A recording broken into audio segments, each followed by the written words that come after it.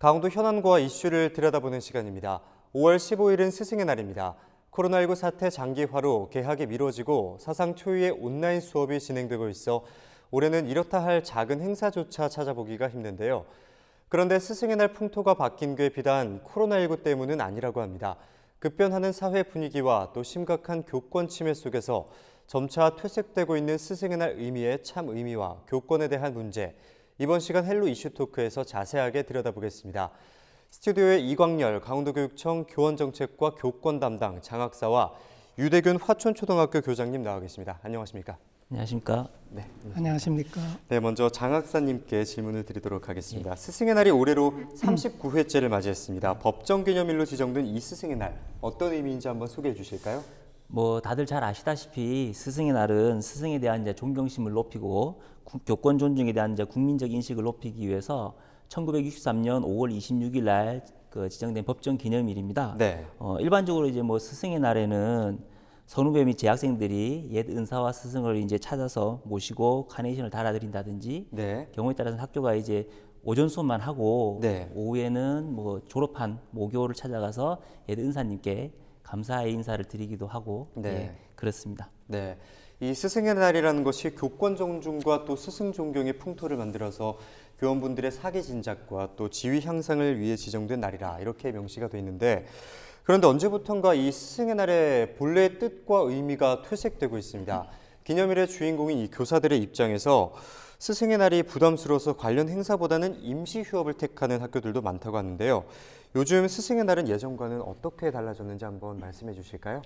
옛날에는 스승의 날이 되면 종교생이 학교 운동장에 모여서 네. 기념식도 하고 선생님께 꽃도 달아드리고 또 교실로 이렇게 들어가면 학생들이 파티도 하고 네. 또 때로는 지역 인사들 불러서 일일 교사로 하기도 했습니다. 네. 그런데 지난 2016년이죠. 네. 김영란법, 이른바 부정청탁 방지법 때문에 학교와 교사들에게 매우 부담스러운 네. 그런 상황이 벌어졌습니다. 그래서 학생들 대표로 카네이션을 달아드리는 건 괜찮은데 네. 모든 학생들이 달아드리는 거는 이게 불법 선물처럼 그런 것 때문에 학교가 임시 휴업도 하고 네. 또 그런 것 때문에 일부 사람들은 이 스승의 날을 없애자, 네. 또 교육의 날로 정하자, 그런 청원도 있었습니다. 그런데 그래도 스승의 날이라고 하면 좀 의미 있게 지내자 하는 그런 의미가 학교에서 벌어져서 네. 어떤 학교는 요즘에도 이제 학생들 세족식이라 그러죠. 성김의 날로 학생들 발도 씻겨드리고, 또 어떤 학교는 메신저 방을 통해서 네. 학생들이나 부모님들의 어떤 좋은 메시지, 그런 것을 모아서 선생님께 감사도 전하고, 이제 그런 부분이 있는 것 같아요. 작년 같은 경우에도 우리 강원도에서는 학생들과 선생님들이 마을을 다니면서 뭔가 이렇게 미션을 주고 이벤트 하는 그런 행사도 있었고, 또 여러 가지로 다채로운 행사를 요즘에도 벌이고 있는 부분들이 있는 것 같습니다. 네, 이번에 말씀하신 것처럼 김영란법이 제정되면서 이에 대해서 부담감을 느낀 교직에 계신 분들이 차라리 휴업을 하자 이런 분위기도 있고, 또 반대로는 이제 학생들에 대해서 직접 이벤트도 제공한다 이렇게 짚어주셨는데요. 그런데 이렇게 스승의 날에 대한 인식이 조금 이전과는 달라진 데에는 심각한 교권 침해가 한몫을 하고 있다고 들었습니다. 사실 저희가 이제 매년 이제 교권 침해 현황을 이제 조사를 하고 있는데요. 예를 들어서 2018년도 강원도에서 전체적으로 이제 발생한 교권 침해 건수가 한 185건 정도 됩니다. 네. 그리고 2019년도에는 한 117건 정도 교권 침해 현황이 조사가 됐는데, 네. 이제 2018년하고 2019년도에 이제 이 집계 방식이 조금 변동은 있어요. 변동은 있어서 이제 단순 비교는 조금 힘들긴 한데, 아마 2018년도의 집계 방식을 2019년도에 그대로 적용했다고 한다면 아마 2018년도보다 결코 적지 않은 침해 건수가 있을 거다라고 이제 짐작을 하고 있습니다. 네. 특히 최근에는 이제 학부모에 의한 교권 침해라고 하는 부분도 조금 이제 이슈가 되고 있는데, 2018년도 같은 경우는 학부모에 의한 교권 침해가 한 3건 정도로 네. 이제 집계가 됐는데, 네. 작년 2019년도 같은 경우는 교권 침해가 한 9건 정도로 이제 집계가 됐습니다. 네. 그래서 전체적으로 2019년도에 117건에 비하면 9건이라고 하는 건수가 네. 한 7.7%로 해서 전체적인 비중이 아주 높은 편은 아니지만 네. 2018년도에 비하면 3건에 비해서 3배 정도 네. 예, 증가한 수치입니다. 네. 더군다나 이 학부모에 의한 교권 침해라고 하면 일반적으로 이제 학생에 의한 교권 침해보다는 선생님들이 받아들이는 어떤 충격이라든지 후유증 이런 부분들이 훨씬 더 크기 때문에 네. 최근 이제 선생님들이 그 교권 침해로 인한 어떤 어려움이 점점 심각하다라고 볼 수는 있습니다. 네. 네. 말씀하신 대로라면 학생뿐만 아니라 학부모들로부터의 교권 침해도 상당히 많이 이루어지고 있고 또 이에 대해서 뭐 정신적으로나 육체적으로나 상당히 교사분들께서 고통을 받고 계신 것 같은데 그렇다면 이렇게 실제 교육 현장에서는 교권 침해가 어떻게 벌어지고 있는지 그 심각한 정도에 대해서 한번 짚어주실까요? 지금 방금 정 박사님 말씀하신 것처럼 네. 2018년도에 185건입니다. 그중에 학생들에 의해서 이루어진 게 182건, 네. 절대 다수입니다. 네. 2019년도에도 지금 117건이 발생이 됐는데 그중에 108건이 학생들에 의해서 이루어진 거거든요. 네. 그런데 그 학생들이 이루어진 사유를 보면 대부분 폭언, 또 욕설, 이게 제일 비중이 높습니다. 네.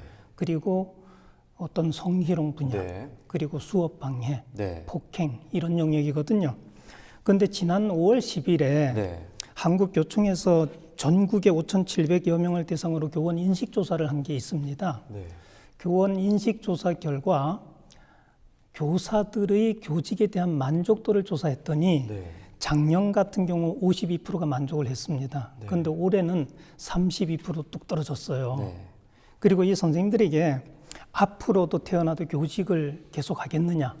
그랬더니 과거에는 39%에서 올해 30%로 떨어졌거든요. 네. 상당히 많이 떨어졌어요. 예, 많이 떨어졌습니다. 근데 그 이유가 뭐냐 하면 선생님들의 의견들은 이제 문제 행동이나 또 혹은 학교 부적응하는 학생들의 어떤 그 행동에 대해서 생활 지도하는 것이 제일 어렵다는 겁니다. 네. 그리고 이제 뭐 두 번째로는 학부모들하고 서로 관계를 맺는다든가 또 혹은 민원에 대한 어려움을 토로하고 있는데 이제 가장 중요하고 심각한 문제는 그 문제죠. 교사들이 학생들을 지도하는 것은 네. 일종의 책무거든요. 그런데 그 책무에 대해서 대단히 부담감을 느끼고 어려움을 느끼다 보니까 네. 이것이 굉장히 큰 문제로 대두되고 있는 거거든요. 그래서 교권을 침해당하게 되면은 학생들이 일단 생활지도에 대해서 조금 방관하게 됩니다. 네, 그렇죠. 좀 심하게 얘기하면 아이들한테 무관심하게 되는 거죠. 네. 그러면은 그것이 이어지면 교사가 수업의 열의도 좀 줄어들고 여기에 좀 더 나아가게 되면 학생들뿐만 아니라 교사가 교직에 대한 만족도도 떨어지고 그러면 교직에 대한 어떤 이탈 행동이 좀 가속화되는 그래서 명퇴가 늘어나는 그것이 연쇄적으로 이제 이루어지는 네. 그런 현상이 있기 때문에 사실은 교권의 침해는 네. 대단히 중요한 문제라고 볼 수 있습니다. 네. 이렇게 말씀하신 것처럼 뭐 교권 침해를 상당히 오랜 기간 동안 당하다 보니까 당연히 직업적인 만족도 측면도 떨어질 수밖에 없는 게 현실인 것 같은데 그렇다면 또 이 문제는 실제 교권 침해에 노출된 교사들이 느끼는 고충이 상당하다는 건데요. 이 부분도 한번 짚어주실까요? 예, 하나의 사례를 말씀드리겠습니다. 고등학교에서 있었던 일인데요. 네. 선생님이 아마 생활지도 차원에서 교복을 좀 점검하는 그런 상황이었었던 것 같습니다. 네. 그러다가 학생이 선생님의 손등이 가슴을 만졌다, 네. 엉덩이를 만졌다, 그리고 허리를 만졌다 그런 일로 실질적으로 선생님을 고소한 일이 벌어졌죠. 네. 그래서 학교에서도 그걸 받아들여서 성희롱으로 경찰에 고소하게 되고 나중에 법원 판결 결과는 결국은 무혐의로 무죄로 결정이 났는데 그 이유는 네. 학생들이 평소에 선생님께서 좀 일방적인 교육 활동 그런 것을 하고 학생들에 대한 이해가 부족하다고 느껴지다 보니 무례한 행동을 하고 거기에 대한 항의가 강해서 이제 고소고발 사건까지 벌어지는 그런 예가 하나 있고요. 제가 경험하기에는 초등학교에서 일인데 초등학교에서 보통 1학년 이렇게 입학을 하게 되면 그 처음 신학기가 되면 학생들이 출발점 행동이 어느 정도 수준이 되는지 점검하는 진단평가를 합니다. 네. 그 진단평가를 해서 40% 이하가 되면 그 다음에 이 아이가 보충 지도가 필요한지를 다시 한번 재평가를 하게 되거든요. 네. 재평가하는 과정에서 학부모가 좀 마음이 상했던 것 같습니다. 네. 재평가를 하기 위해서 방과 후에 아이를 남겼는데 왜 선생님이 학부모의 허락도 없이 애를 남겼느냐? 어떻게 아이한테 모멸감을 줄 수 있느냐? 그래서 담임한테 항의를 하게 된 거죠. 이런 사례를 통해서 선생님들이 어떤 침해를 당하게 되면 네. 선생님 개인의 어떤 좀 속상함, 좀 화남, 아이를 지도하는 데 있어서의 어려움 그런 것뿐만 아니라 학교 전체의 분위기가 네. 어떤 교육 활동에 바람직하지 못한 그런 활동을 가져오게 되는 거죠. 네.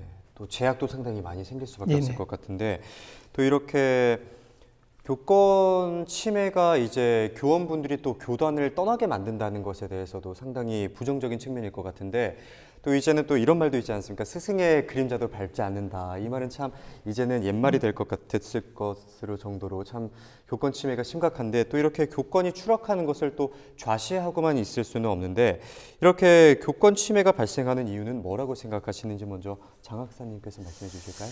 글쎄요, 뭐 원인은 뭐 다양할 겁니다. 원인은 다양할 테고 이제 뭐 또 개인마다 생각하는 원인은 조금씩 차이는 있겠지만 제가 이제 생각하는 원인을 대표적인 것만 좀 말씀을 드려보자면 전반적으로 근본적으로는 교원의 어떤 사회적 지위나 권위가 많이 이제 하락했다는 데서 찾을 수 있을 것 같아요. 네. 그래서 뭐 과거에는 뭐 지식이라든지 정보 같은 것을 학교나 선생님들을 통해서 이제 거의 독점적으로 얻을 수 있었다고 한다면 최근에는 뭐 인터넷이 워낙에 발달되어 있어서 다양한 자료들, 정보들을 신속하게 인터넷을 통해서 이제 구할 수 있습니다. 네. 또 뭐 과거에는 교육이 주로 이제 학교에서만 주로 이제 이루어졌다고 한다면 최근에는 뭐 다 아시다시피 사교육의 비중이 뭐 어마어마하게 커졌죠. 그렇죠. 그리고 이제 뭐 실제로 다양한 그 뭐 EBS 같은 경우도 학교 교육 현장으로 수업이 많이 들어오기도 하고 그러다 보니까 학교 선생님에게만 의존하던 교육은 이제 조금 옛날 이야기가 된 것 같기도 합니다. 그리고 사회 전반적으로 학교나 교육을 바라보는 관점이나 인식도 좀 많이 바뀐 것 같아요. 네. 그러니까 예전에는 교육이라고 하는 것이 죄송합니다. 뭐 학생과 교사와의 관계가 중시가 되고 네. 그리고 기본적인 어떤 신뢰관계를 바탕으로 해서 교육이 이루어졌다고 한다면 네. 최근에는 뭐 교육 서비스, 교육 수요자 뭐 이런 표현에서 뭐 아시다시피 교육과 학교를 바라보는 관점 인식도 좀 많이 변화되지 않았나라는 생각이 좀 듭니다. 그리고 가정에서 학부모님도 그렇지만 가정의 어떤 경제적 수준이라든지 학력 수준이라든지 이런 것들도 과거에 비하면 이제 많이 이제 올라가다 보니까 네. 교사가 가진 어떤 학력이라든가 이런 부분들이 다른 어떤 사회 전반적인 수준보다 결코 높다고 볼 수는 없겠죠. 그래서 네. 그런 어떤 교사에 대한 권위가 네. 과거 같지 않은 것은 분명한 것 같습니다. 네, 이런 사회적 분위기가 전반적으로 달라짐으로써 교권의 위치에 대해서 과거와는 좀 달라졌다라고 짚어주셨는데요. 교장님께서는 이 교권 침해 발생 원인은 어떤 것에 있다고 보십니까? 지금 장 학사님 얘기하신 것처럼 사회적인 분위기를 간과할 수는 없다고 봅니다. 그러나 기본적으로 교권 침해에 대해서는 학교 구성원인 교사나 학생, 학부모 모두에게 있다고 봅니다. 네. 그런데 그 중에서 제일 그래도 책임 소재가 많다 이러면 네. 제가 보기에는 교사에게 있지 않나 하는 생각이 듭니다. 왜냐하면 네. 교사가 학생들을 좀 잘 이해해주고 네. 또 학부모들하고 소통을 원활하게 하면 대부분의 네. 어떤 교권 침해 사례는 좀 잠식될 수 있다는 생각을 갖습니다. 네. 그렇다고 해서 학생들 요인이 없다는 것은 아닙니다. 네. 요즘에 학생들이 참을성이 없거든요. 네. 더군다나 청소년기 아이들은 이게 질풍노도의 시기라고 얘기하지 않습니까? 그렇죠. 예, 그래서 뭔가 자기 주장 혹은 영웅심리 또 자기 고집 이런 것 때문에 무례한 행동들이 많거든요. 네. 교육학 용어 사전에 그 낙인된 자아 정체감, 확인된 자아 정체감 이런 말이 있습니다. 네. 이것이 무슨 얘기냐면 보통 5살 아이들에게 너 멍청해 이러면 그 아이들은 엄마한테 혹은 아빠한테 쪼르르 달려가서 내가 멍청해 안 해 묻거든요. 네. 그렇지만 청소년기 아이들은 너희 멍청한 녀석 하고 잔소리를 하게 되면 말이 없습니다. 네. 그리고 그러한 것에 대해서 어느 날 갑자기 행동으로 모습을 보입니다. 네. 그것을 선생님도 이해하기 어렵고 또 부모님도 이해하기 어렵다 보니까 이게 자녀들 간에 혹은 선생님 간에 어려움이 생기는 거거든요. 네. 이제 그런 것을 이해하는 범주에서 바라본다 이러면 학생들의 그러한 행동 거지에 대한 좀 고민이 필요한 것 같고 네. 또 학부모 요인도 마찬가지입니다. 네. 요즘에 가정에서 한둘밖에 키우지 않지 않습니까? 네. 그렇죠. 그러다 보니까 좀 자기 자식이 남에게 기죽어 가는 그런 교육을 우리 부모님들이 원치 않는 것 같습니다. 네.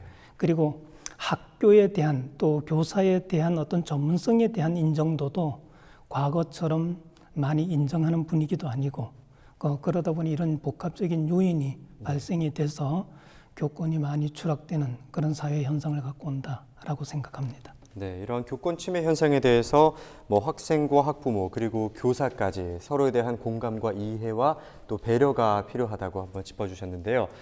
앞서 살펴본 또 최근 몇 년간의 수치만 보더라도 교권 침해가 날이 갈수록 심해지고 있다는 것을 알 수 있는데요.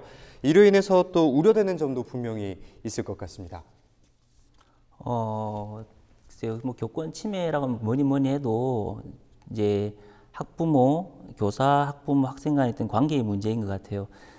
잘 알다시피 우리가 교육의 3주체 이러면은 교사, 학생, 학부모를 얘기를 합니다. 네. 근데 이제 최근에 교권 침해를 하는 주로 이제 주체가 대부분 이제 아까 교장 선생님 말씀하셨던 것처럼 학생 네. 그리고 이제 학부모님들이 주로 이제 교권 침해의 주체가 되는데 문제는 이런 그 교육의 3주체 중에 한 일부분인 학생과 학부모님에 의해서 교권 침해가 이루어지다 보니 네. 이 교육 주체 간의 어떤 신뢰도가 무너지고 있다라고 하는 게 네. 가장 큰 문제가 아닐까 생각을 합니다.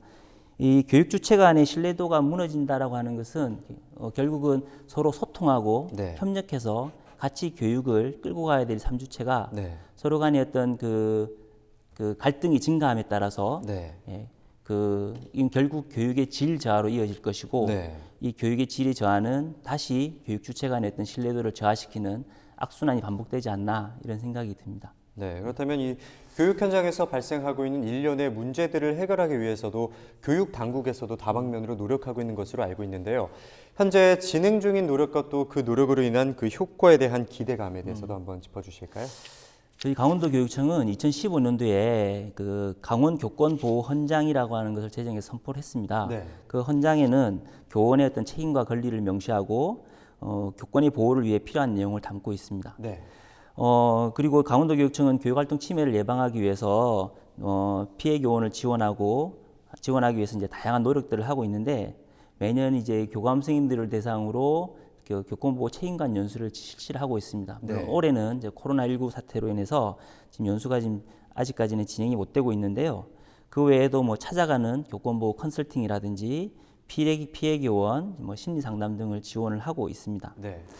또 교육 활동 중에 학교 선생님들이 민사와 관련된 소송이 제기되면 네. 이를 지원하기 위해서 저희가 교원배상 책임보험에 지금 가입이 되어서 네. 그 소송과 관련된 각종 비용들, 변호사 선임료라든지 소송과 관련된 비용들 저희가 또 지원을 하고 있습니다. 네. 특히 작년 10월에 교원지휘법이 개정이 되면서 그 교권 침해 피해 교원에 대한 보호 조치 비용을 저희가 이제 지원할 수 있는 고시를 네. 지난 4월에 발표를 했습니다. 네. 그래서 피해 교원에 대한 신체적, 정신적 치료비를 저희가 강원도 교육청이 우선적으로 지금 치료비를 지원해 드리고 네. 경우에 경우에 따라서는 이 치료비에 대해서 학생의 학부모님에게 구상금을 청구할 수 있는 내용을 이 고시는 담고 있습니다. 네. 이는 이제 그 피해 교원을 지원하는 것뿐만이 아니라 네. 그 가해자에 대한 네. 그 책임을 강화하고자 하는 책임 소재를 분명히 하고자 하는 취지도 있습니다. 네. 그래서 이러한 노력들을 통해 이제 교육활동 침해를 사전에 예방하고 네. 피해 교원에 대한 지원을 좀 강화하고자 하는 건데요. 이를 통해서 이제 피해 교원들이 조속히 빠른 시일 내에 교육력을 좀 회복을 하고 네. 좀 건강한 교육활동이 이루어질 수 있도록 네. 지금 저희는 최대한 지금 노력을 하고 있습니다. 네, 오늘은 교권 침해 현실에 대해서 이야기 나눠봤습니다. 오늘 두 분 말씀은 여기까지 듣도록 하겠습니다. 고맙습니다. 감사합니다.